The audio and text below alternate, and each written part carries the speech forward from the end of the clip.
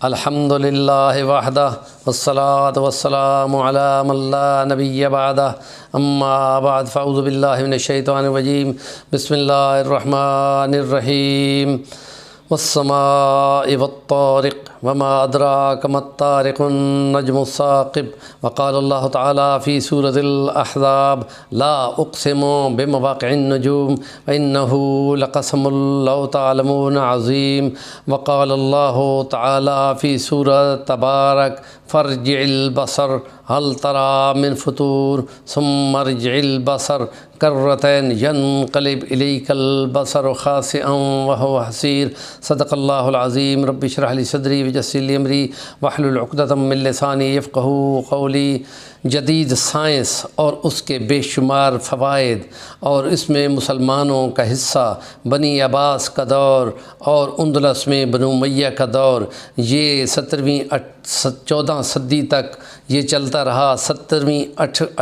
8ویں صدی سے چلتا ہوا، اور یہ جدید سائنس کو آگے لے کے بڑھا۔ ان تمام دنیا سے انہوں نے اس کو کلیکٹ کیا، اس کے ترجمے کرائے، ان کے ماہرین کو بلایا، ان کو بڑی بڑی مراعات دیں، اور یہ جدید دنیا 14ویں صدی تک اس سائنس کو لے کے پہنچ گئی، اور اس کا اعتراف کچھ لوگوں نے کیا کہ ہم عربوں کے ممنون احسان ہیں کہ انہوں نے ہم کو جدید سائنس دیا، اور کچھ نے کہا کہ اگر عربوں کا حصہ اس جدید تعلیم سے سائنس کے نکال دیا جائے جو جدید سائنس 100 سال پیچھے جا پڑے گی۔ ہم کہتے ہیں قرآن مجید اللہ رب العزت نے جو اتارا اس میں اس نے بہت ساری ایسی چیزیں دیں، اور جس کی کلیکشن جو پہلے کچھ موجود تھی پھر اس کو مزید ملا دیا تو وہ ساری آگے چل پڑی۔ اور دیکھیں جدید فلکیات کا دور ہے، اور اسٹرانومی کا، اور اس میں ہبل دوربین بنائی گئی، اور پھر جیمز ویب بنائی گئی، اور ان کے ذریعے سے انہوں نے مشاہدہ کیا کہ کائنات کے اندر، کہکشاؤں کے اندر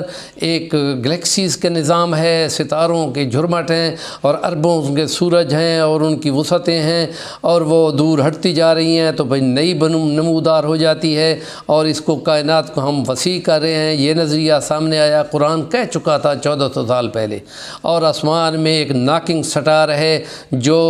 باقاعدہ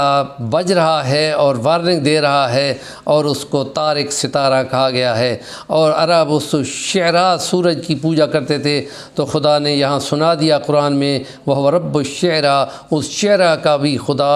اللہ رب العزت ہے۔ اور سورۃ الحدید کی آخری رکوع میں فرمایا کہ نہیں، ستاروں کے گرنے کی جگہ کی قسم، اگر تم سمجھو تو یہ بہت بڑی قسم ہے۔ اور ڈاکٹر کی ہیں جو 1-2 مصر کے ہیں اور کچھ پاکستان کے، انہوں نے یہ نظریہ دیا کہ یہاں سے بلیک ہول مراد ہے، ستاروں کے گرنے کی جگہ سے مراد بلیک ہول ہے۔ اور وہ جو جدید فلکیات اس کو بتا رہی ہے کہ تمام کہکشائیں بہت بڑی تعداد میں اس میں گم ہوتی ہیں، کوئی پتہ نہیں وہ کہاں گئی ہیں۔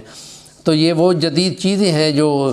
اسلام نے متعارف کی ہیں۔ اور جدید طب کے حوالے سے ہم نے کہا کہ کرونا کے دنوں میں پاکستان میں مسلمانوں نے یہاں پہ پلازما نکالا۔ اب اس پلازموں کے ذریعے سے گلے ہوئے جسموں کو پلازما نکال کر صحت مند اور اس پہ جگہ جگہ پہ وہاں لگا دیا جاتا ہے، تو وہ تمام جسم گلا ہوا دوبارہ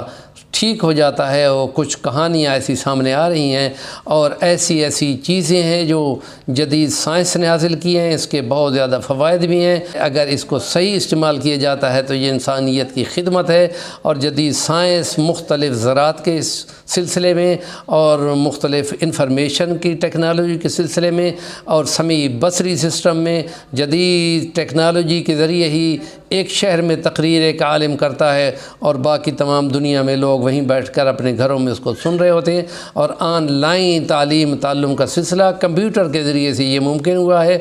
اور یہ خدا تعالیٰ کا یہ نظام جس کا تذکرہ علماء نے کیا ہے، غلام جیلانی پارک نے ایک چھوٹی سی کتاب کو کلیکٹ کیا ہے باہر کے لوگوں سے، اور اس کو سائنسی توجیہ سے بیان کیا ہے، اور اس کا نام دیا ہے عظیم کائنات کا عظیم خدا۔ کہ سپائڈر نے جو باریک دھاگا بنایا ہے انسانوں کو بنایا ہوا، اگر دیکھا جائے تو وہ